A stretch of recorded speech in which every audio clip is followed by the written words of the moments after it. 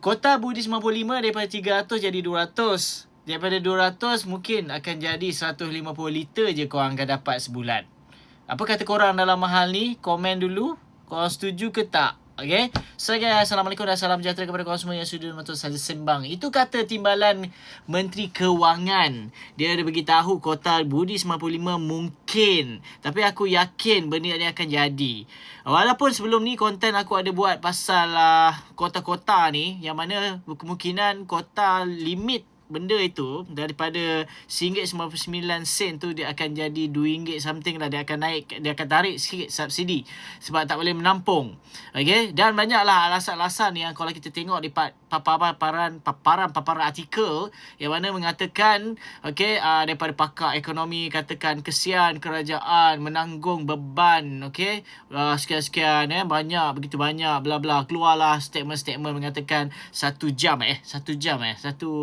minit kan berapa ribu kan kerajaan kena tanggung subsidi bla bla lah macam-macam tapi jom kita nak baca paparan ni dulu. Apa kata Timbalan Menteri Kewangan yang mana kuota 200 liter RUN 95 di bawah program Budi Mandari 95 Budi 95 mungkin dikurangkan kerajaan bagi menjamin bekalan bahan api negara dalam mendepani krisis bekalan global susulan konflik geopolitik Asia Barat. Timbalan Menteri Kewangan Liew Chin Tong berkata data semasa menunjukkan kebanyakan rakyat Malaysia menggunakan petrol di bawah paras yang dicadangkan itu. Aku tak setuju betul. Data mana yang dia tengok tu? Kepala otak dia. Data secara konsisten menunjukkan 80% rakyat Malaysia menggunakan kurang daripada 200 liter. Alasan lagi. Langkah seterusnya ialah 150 kerana 60% penduduk menggunakan kurang daripada 150 liter. Katanya pada sesi Fireside Chat bertajuk Malaysia Respond to Global Energy Crisis. Build Back Better di Affin Market Outlook Conference. Properly Malaysia Forward 2026 anjuran Affin Group di sini pada Selasa. Menurutnya walaupun belum ada garis masa rasmi bagi pengurangan kuota itu, kerajaan turut mengkaji langkah memperketatkan kelayakan subsidi dengan mengecualikan golongan berpendapatan tinggi T15 serta warga asing. Sebelum ini Budi 95 meruntukkan kuota 300 liter sebelum ia diselaraskan kepada 200 liter bermula April lalu pada paras RM1.99 seliter.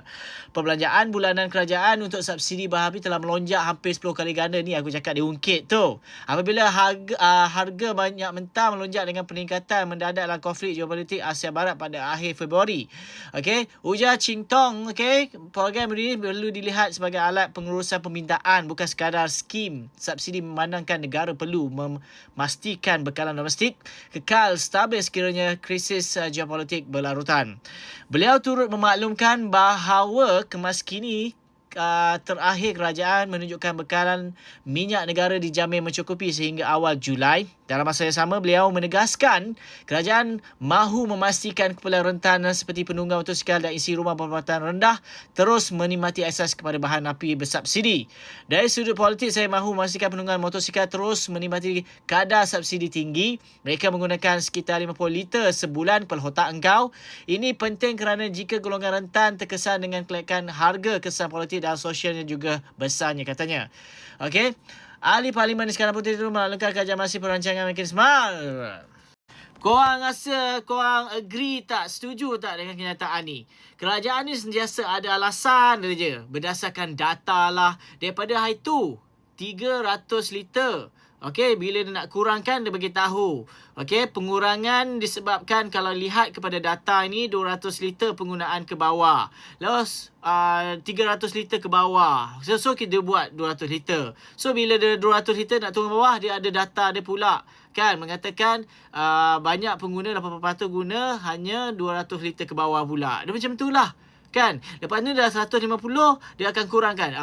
Data melihat 100 ke bawah. Itu je lah.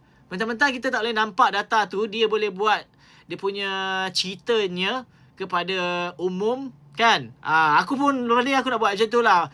Melihat kepada data terkini, kita dapati banyak motor-motor menggunakan 200 liter sebulan. Kau agree tak kalau macam tu aku buat statement macam tu? Cakap aja. Daripada data mana pun, tak dia pun create data tu. Apa kata korang dalam hal ni? Komen saja di ruangan komen di bawah. Aku Faizwan. Assalamualaikum.